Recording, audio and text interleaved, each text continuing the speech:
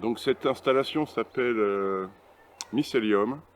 C'est la 12e structure d'une série que j'ai commencé en 2014, donc il y a 11 ans déjà.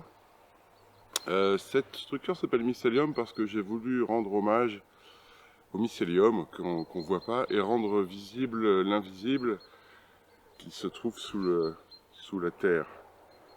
Alors je me suis inspiré d'une part des travaux de Francis Hallé, qui est un célèbre botaniste français, qui a défini ce qu'on appelle la zone de timidité des arbres. Ici, elle n'existe pas, mais chez certains arbres, jamais les branches ne se touchent. Alors ici, dans cette structure, j'ai repris cette zone de timidité avec des petits fils noirs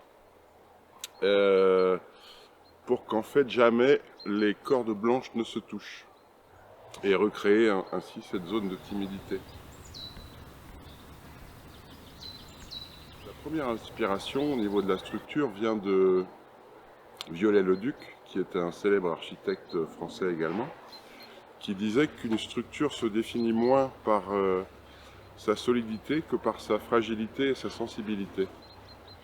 Alors ici, donc, j'essaye de faire quelque chose de fragile, puisqu'il suffit de couper un ou deux petits bouts de ficelle noire pour que l'ensemble n'ait plus de cohérence.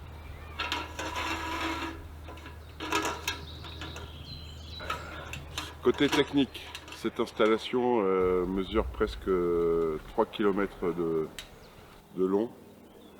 Alors je ne m'amuse pas seulement à dessiner des lignes, je fais en sorte de créer des volumes à l'intérieur des arbres. Et c'est la partie la plus intéressante évidemment, puisque ce que j'aime dans mon travail, c'est de modifier le paysage à une échelle assez grande.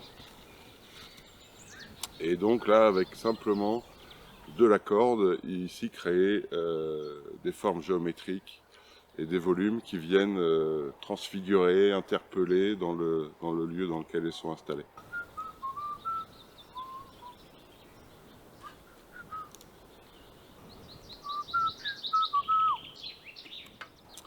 Et je voudrais dire un grand merci aux équipes de l'Hydro Land Art pour cet accueil et ce lieu magique. Merci.